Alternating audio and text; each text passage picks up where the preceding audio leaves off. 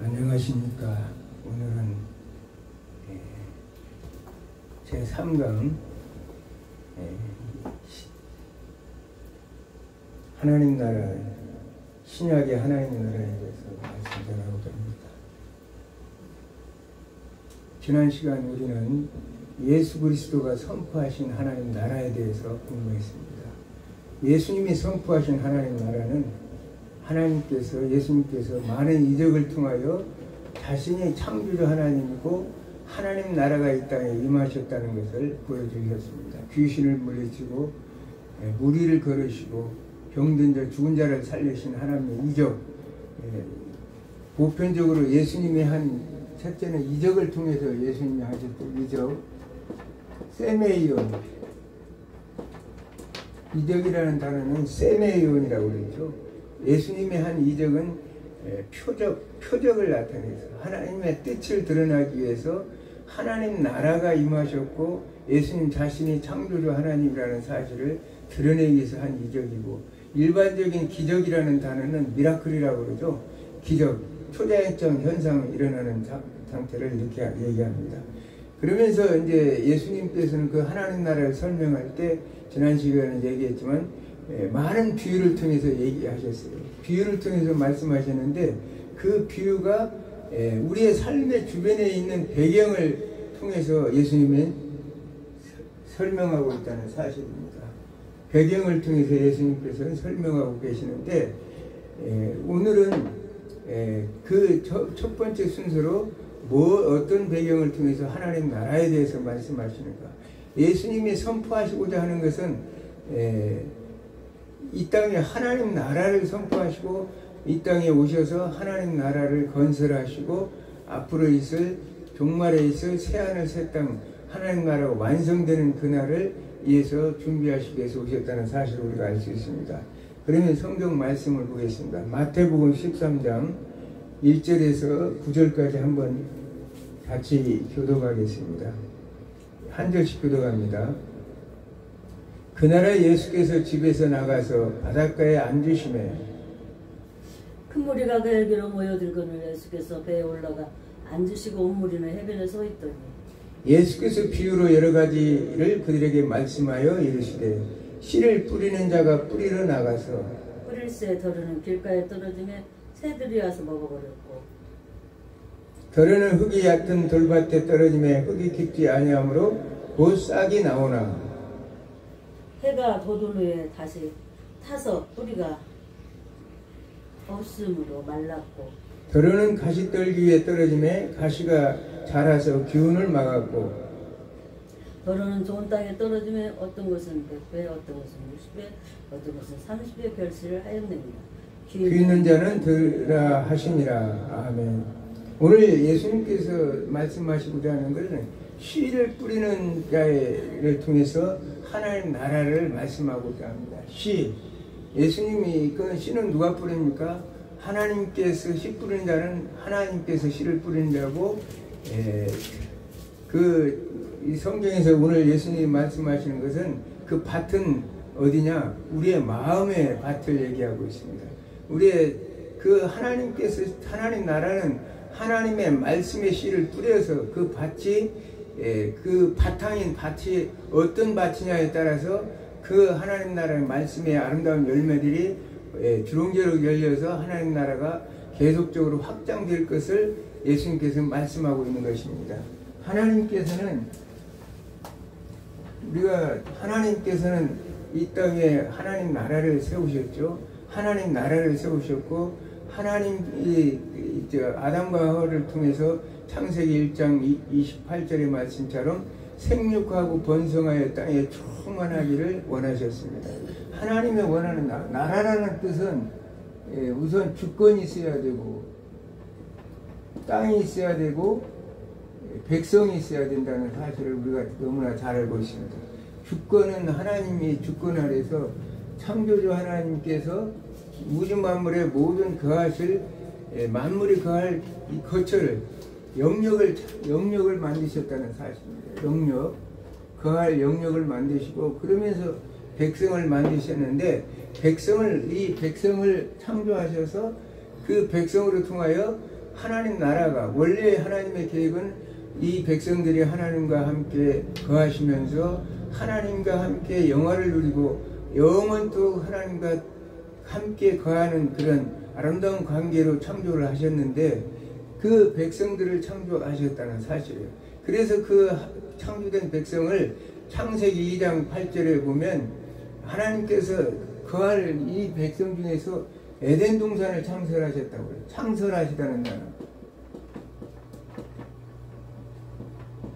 에덴 동산을 창세기장 8절에 창설하다, 이 단어가 뭐냐면 나타라는 단어입니다.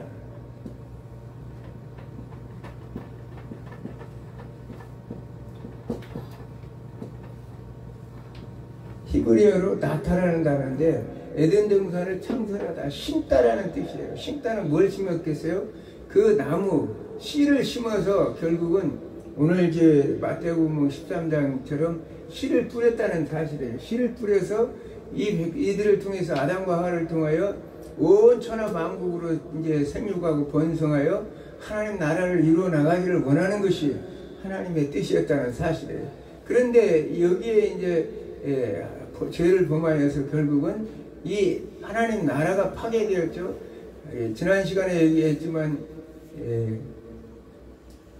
마태복음 4장 4절에서 누가복음 4장 4절에서 5절의 말씀처럼 그들이 그 사탄의 거기서 이 모든 주권을, 나라를 다스릴 주권을 아담과 하와에게 줬지만 그것이 이제 그 하나님의 말씀을 어김으로 사탄에게 넘어갔다고 얘기했습니다. 사탄에서 넘어가서 세상을 누가 다스리냐? 사탄이 다스리고 하나님 나라가 파괴되었어요. 그러면 결국은 이 파괴된 나라를 하나님께서 다시 회복시키기 위해서 하나님께서는 창세기 3장 5절에 여자의 후손을 준비하셨다는 거예요. 여자의 후손. 여자의 후손은, 후손이라는 단어가 뭐냐면 히브리어로 말하면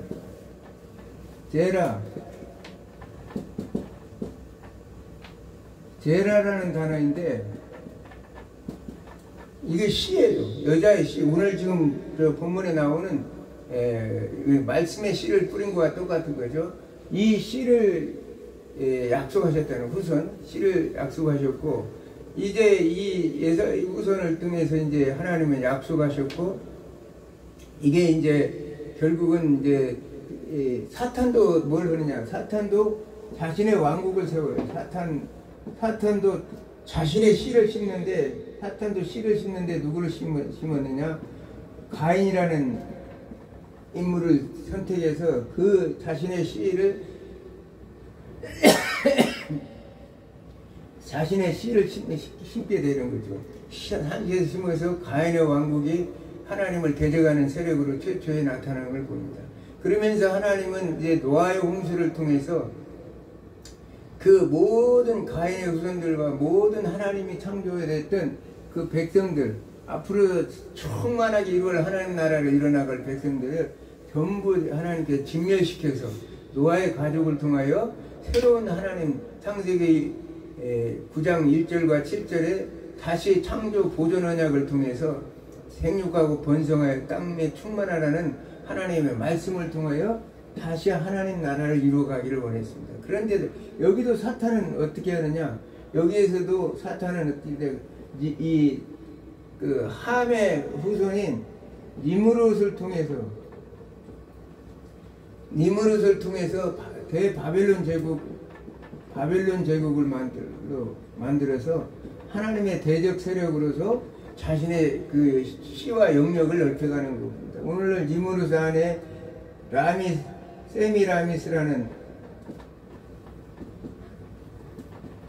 여자가 바로 이제 나중에는 이 니므롯이 하나님을 대적하는 사람들도 자신의 태양신처럼 말하자면 숭배받는 존재가 되고 아내 세미라미스, 그 아들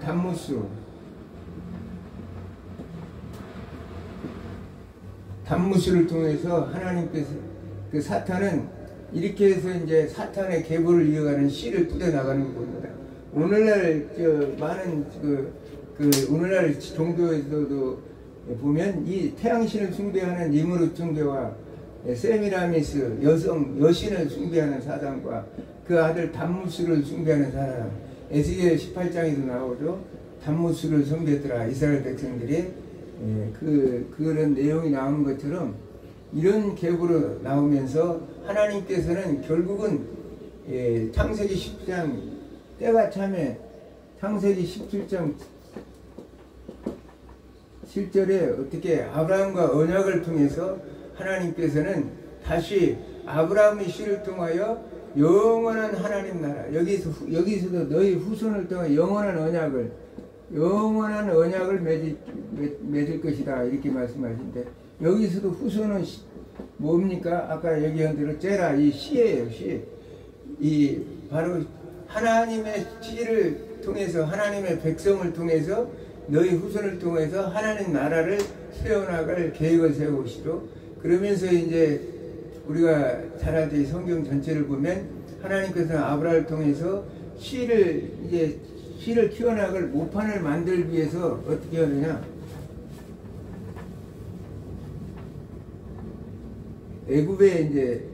애굽으로 보내서 모판을 만들어서 이게 큰 민족을 이루어서 이제 앞으로 있을 하나님 나라를 세워나갈 계획을 세웁니다.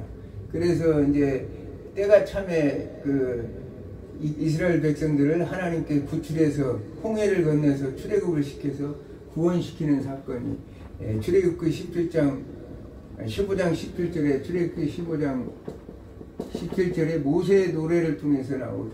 모세의 노래도 뭐냐? 하나님께서 가나안 땅에 자신의 백성들을 이 애굽에서 구출해서 심기 위해서 자신들을 구출했다. 심다는 아까 얘기했죠. 나타라는 이 단어,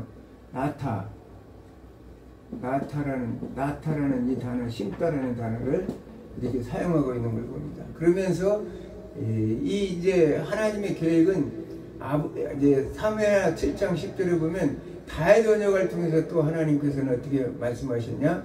하나님의 계획대로 하나님께서는 이 백성들을 하나님 다윗 언약을 통해서 내가 너희들을 이스라엘 백성들을 영원한 언약을 세울 건데 이 나라가 영원할 수 있도록 여기서도 너희들을 심었다고 이렇게 말씀하십니다. 심다. 다윗 언약에 여기에서 사무엘하 7장 10절에서도 다윗은 영원한 하나님 나라의 언약을 통해서 내가 너희들을 이렇게 심었다.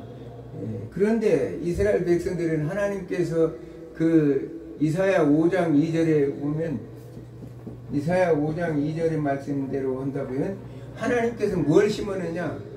너희들을 이 땅에 가나안 땅에 극상품 포도나무를 심었다는 거예요. 나무는 심긴 심었는데 극상품 포도나무를 심었는데 너희는 거기에 들포도나무를 열매를 맺었다고 이렇게 말하고 있습니다. 심기는 극상품 포도나무를 심었는데 열매는 들포도를 열매를 맺었다.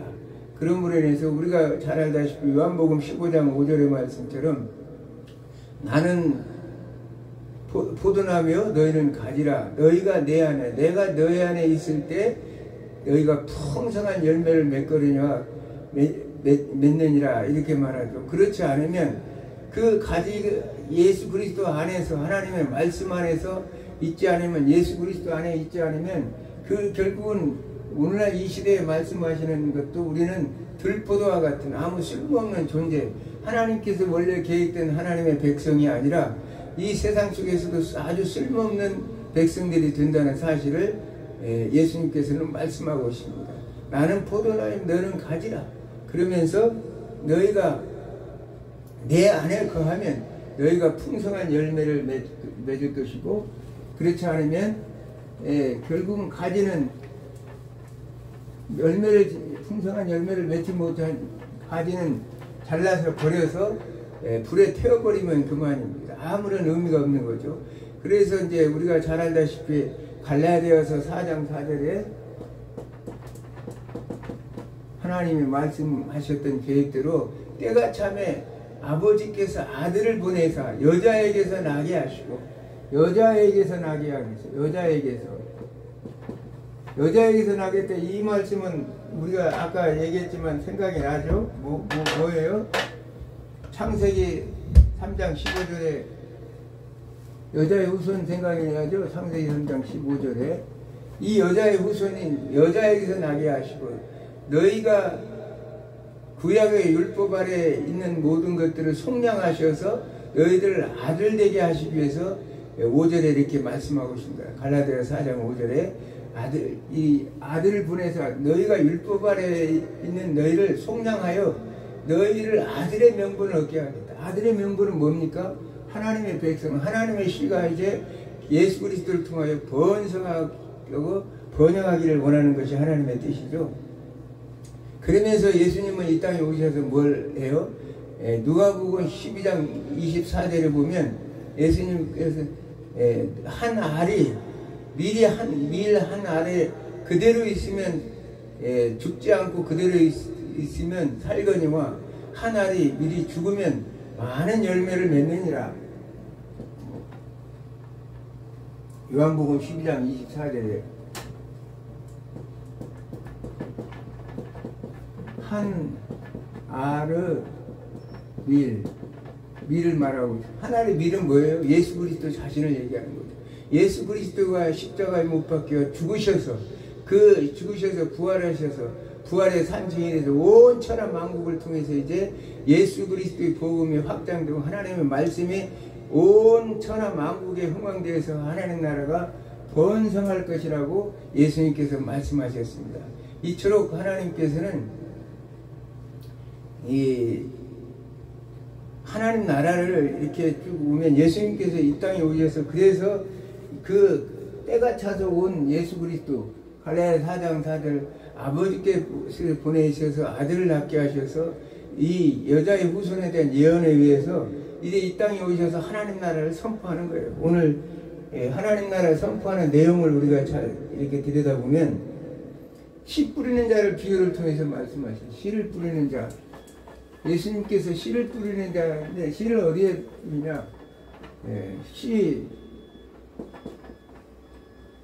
씨는 말씀이죠. 말씀. 복음의 말씀. 예수 그리스도가 자신의 복음이고 그 복음의 말씀을 어디에다 뿌리냐 하면 마음에 뿌립니다.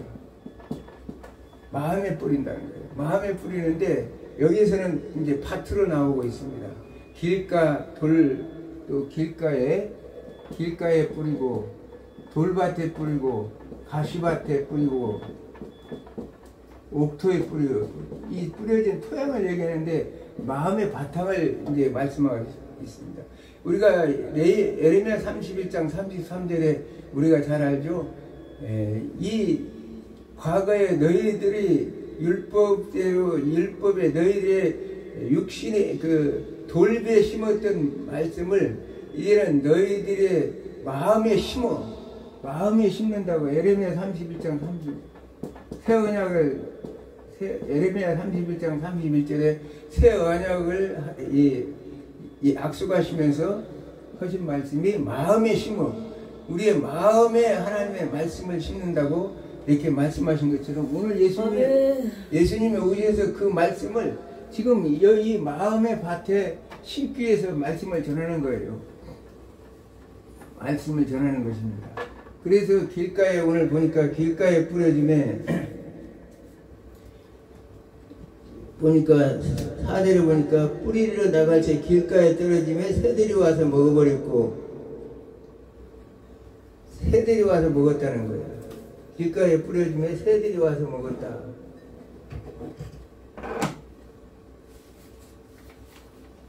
길가라는 곳은 이 길가에는 예수님이 또 해석을 이렇게 달아놨어요. 너희의 길가라는 것은 마음이 완악하여 그 마음의 상태가 돌처럼 단단해서 결과적으로 길가에 뿌려졌다는 것은 예수님께서는 이사야서를 인용하셔서 이사야 8장 9절의 말씀을 인용해서 뭐라고 말씀하시냐면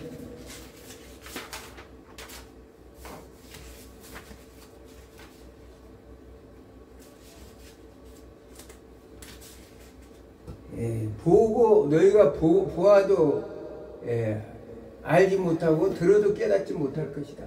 마음이 이 길가에 쓰려졌다는 것은 길이라는 것은 어떻습니까? 마음이 완화가고 굳어서 단단하다는 거예요.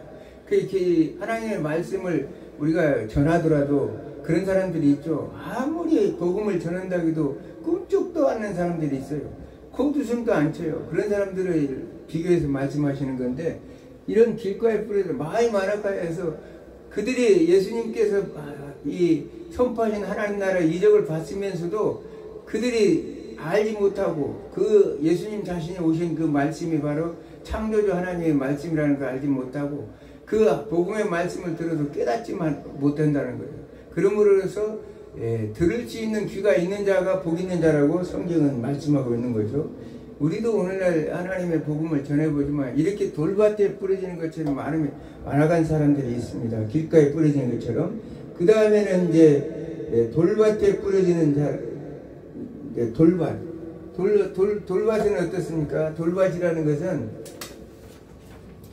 그 돌밭 자체가 상당하게 돌밭이 그 돌밭에는 흙이 많지 않기 때문에 흙이 얕을 수밖에 없죠. 돌 위에다 뿌려진 흙이라는 것이 있겠습니까? 거기에다 씨가 뿌려지면 그 흙이 깊지를 못하기 때문에 뿌리가 깊이 내리지를 못해서 예수님께서는 또 비유로 말씀하실 때 흙이 얕기 때문에 뿌리를 내리지 못해서 뿌리가 없는 신앙의 말씀을 인해 환난을 받을 때 곧 시들고 만다는 거예요.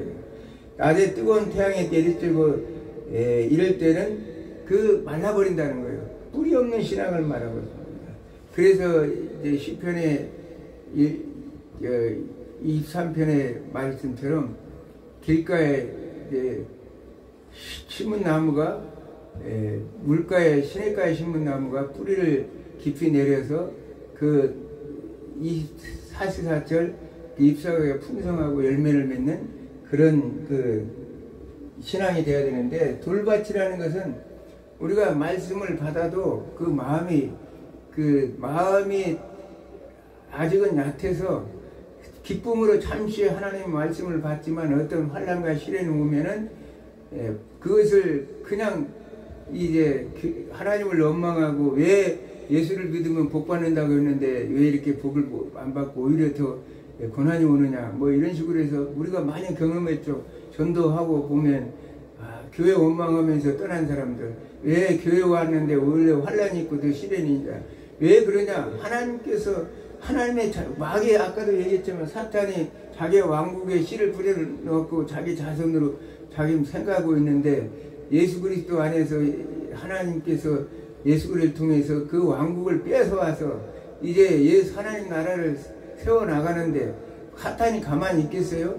어떻게든 그 방해를 하고 신앙생활을 못하도록 가로막겠죠. 그러면 그냥 넘어져 버린다는 사실을 성경은 우리에게 가르치는 이런 불의의 사람들을 말하고 있습니다. 세 번째로는 가시밭에 뿌려졌다. 가시밭에는 우리가 잘 알다시피 가시밭 나무에도 옥토가 처음에는 열매가 주름무럭 잘 자라겠죠. 잘 자라는데 이제 거기에는 가시가 있다는 거예요. 성경에서 가시가 있다는 얘기. 가시라는 것은 늘 사탄의 괴계를 얘기하는 거죠. 사탄이 역사를 할 수밖에 없어요. 왜? 하나님의 자녀들이 그렇게 무럭무럭 열매를 맺고 복음의 열매를 맺을 수 있도록 가만 놔두지 않기 때문에, 그런 가시가 이제 있기 때문에 신앙이 더 이상 성장하지 못하고 가시에 짓눌려 있는 상태, 그 짓눌려 있는 상태를 예수님께서는 세상의 염려와 재리의 유혹에 막혀 결실 못하는 자라, 이렇게 말하고 있습니다. 22절에 세상의 염려와 재리와 유혹에 막혀 계신 거예요. 우리가 사실 신앙생활은 굉장히 어려워요. 세상 염려 안 하지 않을 수 없어요.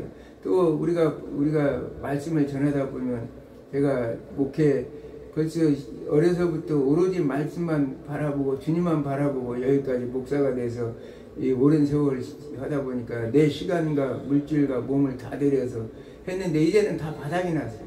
그러다 보니까 이제 사실 염려가 되더라고요. 어떤 인간도 염려가 되지 않을 수가 없어요. 물질 앞에 그 세상 이제 죄리 때문에 염려 안 할 수가 없습니다. 그게 본성이, 그 마음을 주는 게 사탄의 마음이에요.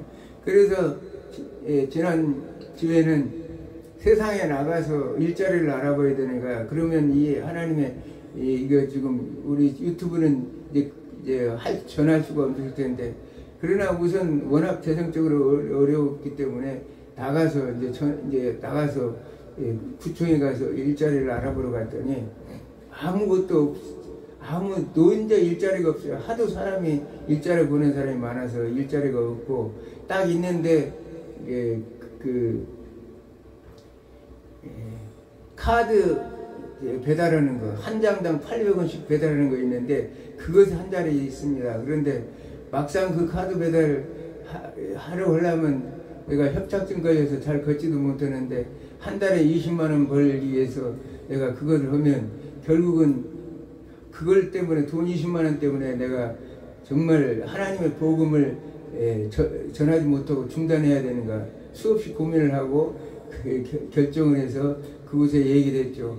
왜냐하면 나는 지금 건강상 좋지 못해서 그 일을 못하겠다고 이렇게 얘기했어요. 그러면서 제가 생각한 게 내가 제일 좋아하는 것이 하나님의 말씀을 이렇게 묵상하고 말씀을 깨닫고 그 말씀을 전하는 일인 게 평생에 이 시간이 가장 행복한 시간이고 하나님 앞에 말씀을 전하는 거. 지금 세상이 너무 어지러운 이때 정말 진리의 말씀을 온전하게 전할 수 있는 죄종들이 필요한 이 시대에 하나의 말씀이라도 우리 주님의 말씀을 온전하게 전해야 되겠다. 내가 여기서 죽으면 죽으리라. 그런 마음으로 지금 다시 이 자리에 서게 되었습니다. 그것이 이제 누구에게나 다 닥치는 여기서 가시밭에 말씀이 뿌려지는 세상 염려와 죄리에 결실하지 못하는 자로 여기서 넘어지고 여기서 만약에 우리가 그 죄물 때문에 만약에 넘어진다면 그 복음은 잘하지 못하고 열매를 맺지 못하게 되는 거죠. 마지막으로 이제 예수님께서 말씀 옥토밭에 뿌려졌다. 옥토밭이라는 것은 하나님의 말씀을 들으면 그 말씀에서 깨달음이 오고 우리는 세상에서 제일 행복할 때가 말씀 볼 때예요. 말씀을 들을 때마다 얼마나 은혜가 스러운지 지칠 줄도 모르고 하루가 어떻게 지나가는지 힘든지도 몰라요. 시간이 어떻게 가는지도 몰라요. 그런 상태를 말하는 거예요. 그러면 하나님의 지혜가 무럭무럭 주시고 하나님의 생각하지도 못했던 말씀들을 계속적으로 넣어주는 걸 봅니다. 그러면서 그런 삶은 어딜 가든지 하나님의 말씀을 쫓아가요. 어디 운동을 나가든 어디를 가든 길거리를 가든 어느 곳을 가든지 말씀만 생각하고 가니까 늘 말씀 안에서 하나님의 말씀이 무럭무럭 자라는 것을 우리가 알 수 있습니다. 그런 자들에게는 100배, 60배, 30배의 결실을 맺겠다. 다른 복음서에는 30배, 60배, 100배의 결실을 맺느니라 이렇게 나왔죠. 100배, 60배, 30배. 100이라는 숫자는 10 곱하기 10이라고 했죠. 10 곱하기 10이라는 것은 완전수고 충만한 수라고 했어요. 그만큼 우리가 지난날 아브라함의 아들 이삭이 100배의 축복을 받았다고 해요. 100배 결실을 축복을 받았다고 창세기에 나오고 있습니다. 창세기에 나오는 그 100배 얘기할 때 설명했지만 100이라는 숫자는 하나님께서 충만하도록 하나님께서 모든 것들을 하나님의 필요에 따라 때를 따라 시를 따라 이른비와 늦은비를 통하여 충만하게 주신다고 이렇게 말씀하고 있습니다. 문제는 이 말씀을 듣는데 깨닫는 자 어떻게 깨닫느냐에 있다는 거예요. 깨닫는 자. 오늘 사실은 이 말씀을 전하면서 하나님께서 이 생각을 줘요. 말씀을 묵상하다가 오늘날 한국교회도 정말 말씀을 왜곡하고 아담과 하와가 하와에게 사탄이 와가지고 하나님은 분명히 너는 이 선악을 알게 하는 나무 열매를 먹으면 반드시 죽을 것이다 이렇게 얘기했는데 하와는 사탄의 꾀임에 빠져서 어떻게 했어요? 그것을 물어보니까 죽을까 하노라 하고 하나님 말씀을 자기 마음대로 재해석하고 또 오용하고 또 덧붙이고 이렇게 했던 걸 봅니다.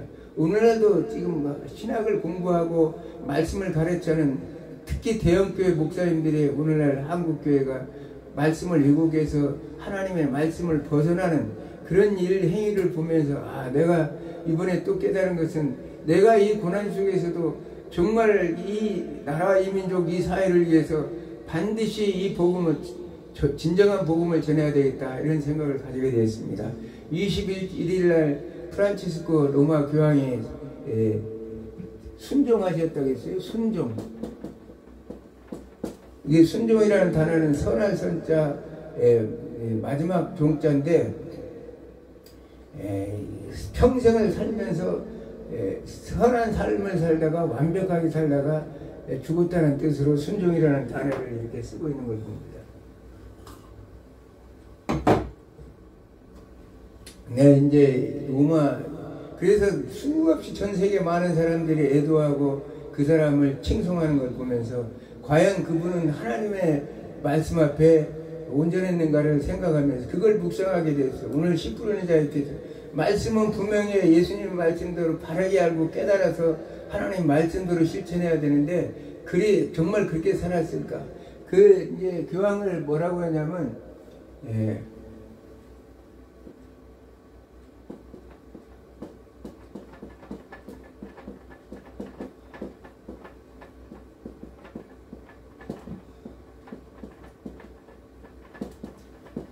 거룩한 아버지라 이렇게 거룩한 아버지라 이 부르고 있습니다. 교황을 거룩한 아버지라고 로만 카톨릭은 얘기하죠. 예수님께서 이 요한복음 17장에 대중보 기도할 때 거룩하신 아버지여 우리 이 정말 이 남아있는 이 제자들을 잘 돌보시고 이 땅에 사는 모든 것들을 위해서 우리를 위해서 예수님 자신과 또 제자들을 위해서 또 남아있는 하나님의 백성들을 위해 중보기도한 대제사장 역할을 감당했던 그 구절에서 거룩한 아버지라는 말씀이 나오는데 이 거룩이라는 단어는 아무나 쓸 수 있는 게 아니에요. 우리가 잘 알듯이 로마서 3장 10절의 말씀처럼 의인은 없나니 하나도 없다. 이 땅에서 완벽한 삶을 산 사람은 없어요. 3장 20절의 말씀처럼 율법 아래 의롭다 칭할 자는 없다는 거죠. 율법 아래 의롭다 칭할 자는 없나니 그 율법은 죄를 깨닫게 하느니라. 율법 아래에서 의롭다 칭할 자는 아무도 없다는 거죠. 그래서 이 순종했다는 것은 죄가 없이 살다가 완벽하게 살다가 하나님 나라로 갔다 이런 말을 얘기했어요. 우리가 그래서 이제 이 모든 인간은 죄인이에요. 예수 그리스도 안에서. 그건 이제 그렇게 얘기할 수 있을 수도 있겠죠. 자기들이 그렇게 추정해서. 그러면서 한 가지, 이 사람은 로마 교황, 무하다는 얘기는, 여기 지금, 여기가 더 홀리파더라는 얘기는 성부라는 얘기죠. 거룩할 성부와 성자와 성령 할 때 이 성부를 하는데 그러면 결국은 하나님과 동등하다고 보는 거죠. 그래서 이 교황이 한 말은 결코 이 세상에 있는 사람들의 말과 달라서 예수 그리스도의 말씀의 권위 위에 있다는 거예요. 권위 위에. 그래서 오류가 없다. 교황의 말은 오류가 없다. 이렇게 이제 표현하고 있는데 어떻게 하나님의 말씀보다 그 권위가 위에 있겠습니까? 이런 교만이 어디 있겠어요? 그것이 이제 과연 하나님이 평가할 수 있는 기준에서는 그를 어떻게 평가할 것인가? 두 번째로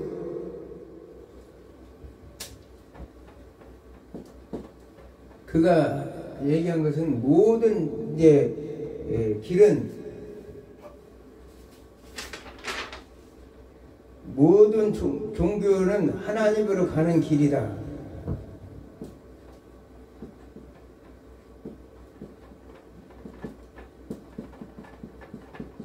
모든 종교, 불교나 유교나 천주교나 또 이슬람이나 모든 종교는 다 결국은 하나님으로 가는 길이다. 최종적으로 마치 산에 올라가면 봉우리에 올라가기 위해서 그 많은 길이 있듯이 모든 그 길은 결국은 하나님께로 가는 길이라고 주장하는 사람이 로마 프란치스코 교황의 말이라는 사실이에요. 그러므로 인해서 예수님께서 말씀하셨죠. 요한복음 14장 6절의 말씀처럼 내가 곧 길이요 진리요 생명이니 나로 말미암지 않고는 아버지께로 올 자가 없다. 구원은 하나님께서 그저 그냥 주어지는 것이 아니라 하나님께서 에베소 2장 8절에서 9절의 말씀처럼 하나님께서 은혜로 믿음으로 말미암아 주는 하나님의 선물이라고 말씀하고, 그렇게 해서 왜 이렇게 말하느냐, 왜냐하면 아무도 자신의 의를 주장하지 못하기 위해서 하나님께서 믿음으로 의롭다 칭함을 받을 수 있다고 이렇게 말씀하시는 거죠. 그러므로 인해서 구원받을 수 있다고, 믿음으로 그것도 하나님의 은혜다. 성령께서 주시는 은혜로. 모든 종교는 하나님에 가는 길이라. 이 말은 전혀 하나님의 말씀에 맞지 않는 왜곡된, 마치 하와가 지금 여기서 이 무엇하다는 것은 자신이 지존자라는 얘기예요. 스스로 존재하는 자라는 거예요. 모든 세상에 모든 신과 같은 지존자의 자존자, 지존자, 자존자의 역할을 지금 하고 있는 거예요. 그러면서 지금 이 하와가 말씀을 왜곡해서 하나님의 뜻을 어긴 것처럼 똑같은 얘기입니다. 두 번째로, 무신론자도 선하게 살면 구원을 받자 있다. 무신론자도 선하게 살면 구원을 받을 수 있다. 아까도 얘기했죠. 선하게 살면 행위로 구원받을 수 있는 육체는 없다고 했어요. 예수 그리스도를 믿고 그 믿음 안에서 하나님의 은혜로 구원을 받는 것이지 결코 선하게 살다고. 그래서 어떻게 보면 예수 믿는 사람들보다도 저 불교 믿는 사람들 중에도 아주 착하고 선한 사람들이 있어요. 그런 분들이 성경은 구원받는다고 하지 않았다는 거예요. 이 로마 카톨릭인 이제 우리 프란치스코 회장은, 교황은 그런 식으로 말을 했다는 사실입니다. 그러면서도 이 사람이 뭐라는 것은 동성결혼을 허용했다는 거예요. 동성결혼을 허용했다. 동성애, 하나님께서는 분명히 성경에 말씀하시기 레위기 18장 22절에 보면 그 남색하는 자 이런 자들은 가증한 일이라. 우리가 로마서 1장 26절에서 27절에 보면 그런 사람들은 결국은 남색하나 이런 자는 로마서 1장 32절에 반드시 사형에 처한다고 이렇게 말하고 있어요. 그런데 성경이 분명히 그렇게 기록하고 있는데도 프란치스코 교황은 동성결혼도 이렇게 포용해야 된다 이렇게 말씀하고 있습니다. 그러면서 이제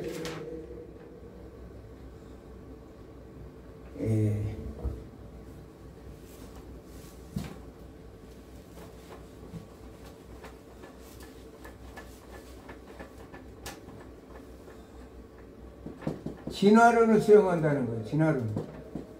진화론을 수용한다. 진화론은 것은 창조론을 거부하는 것이기 때문에 하나님은 창조자인데 어떻게 하나님을 믿는 자가 창조주 하나님을 그 창조주 사역을 거부하고 아리스토텔레스나 또는 그 진화론자들이 얘기하는 그런 진화론을 주장하는지 이해가 갈 수 없습니다.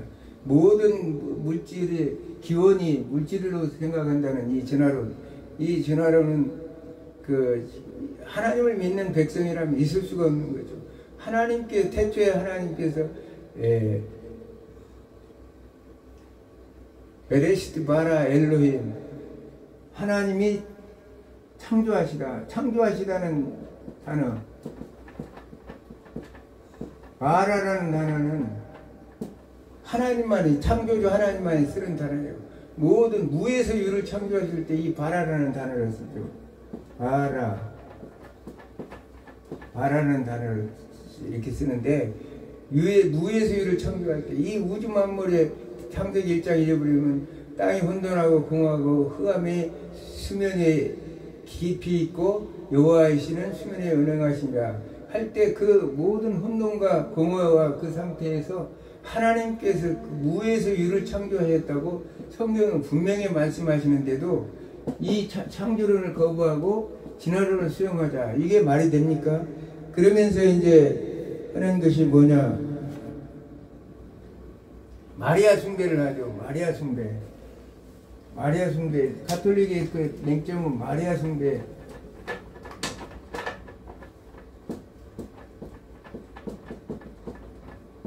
마리아 숭배 사상이 대단합니다.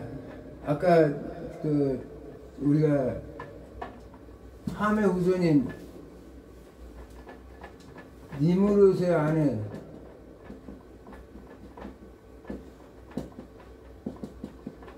세미라미스, 이 오늘날 여신 사상이 어디까지 왔느냐면 이 마리아 숭배까지 왔어요. 마리아 숭배까지. 왜냐하면 우리가 콘스탄틴이 기독교 공인하면서 이방 종교들, 이 태양신 숭배 사상과 마리아 숭배 사상, 세미라미스 숭배 사상들, 이런 것들이 전부 혼합 종교가 되다 보니까 결국은 타락한 종교가 되었다고 그러죠. 이 로만 가톨릭은 기독교가 아니에요. 순수한 하나님의 말씀의 본질을 벗어나기 때문에, 마리아가 성모라고 그러죠. 아까 성부라고 그랬는데 마리아는 성모라. 절대 마리아는 흠이 없는 자라는 얘기를 말하고 있는 것이죠. 결국은 이런 마리아 숭배 사상을 하고 있다는 거예요. 그래서 우리가 하나님을 믿는 하나님의 백성들이 우리가 영적으로 하나님의 말씀을 아까 옥토에 뿌려져서 온전하게 그 씨가 열매를 맺어서 말씀에 분별력이 있어서 그것을 잘 하지 않는 이상은 결국은 이런 우를 범할 수밖에 없다는 거예요. 왜냐하면 이것은 뭐냐?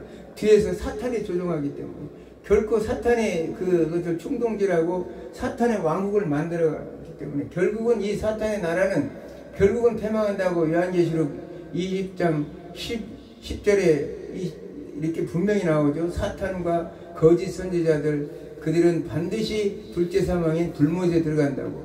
영원한 불못에 들어가서 이제 그 나라는 패망할 것이고, 이제 앞으로 있을 새하늘 새 땅에서는 이 옥토밭에 뿌려진 그 많은 복음의 열매들이 맺어진 백성들이, 그래서 창세기에 나오는 생명나무 열매를 먹고 영원토록 영생하는 그런 영원을 누리며 사는 그런 존재들이 된다는 사실을 우리가 알 수 있습니다.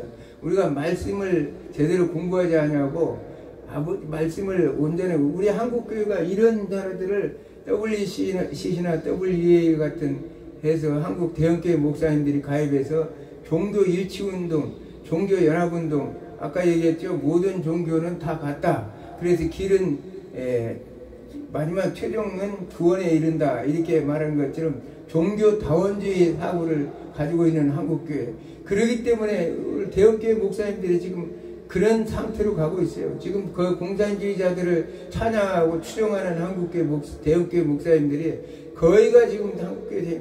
그거는 뭐냐? 지금 아까 얘기대로 지금 이 아담과 하와가 선악과를 몰고 눈이 밝아져서 어떻게 해요? 자신이 지존자가 되고 자존자가 되고 스스로 자신이 왕이 된 것, 최고의 통치자인 것처럼 군림하다 보니까 이런 문제가 생기는 것입니다. 성도 여러분, 목회자 여러분, 이제는 말씀을 제대로 알고 깨닫고 늘 말씀 안에서 분별력을 가져야 돼요. 영적 분별력을 가져가야 하면 우리는 넘어질 수밖에 없다는 사실을 성경은 우리에게 가르치고 있습니다. 영적 분별력을 가지고 저 악한 사탄의 괴계를 물리치고, 이 시대에 말씀이 홍수라고 하지만 다 거짓 말씀이 얼마나 많이 흘려지는지 몰라요. 이것을 모르고 지금 추종하는 사람들이 얼마나 많이 있습니까?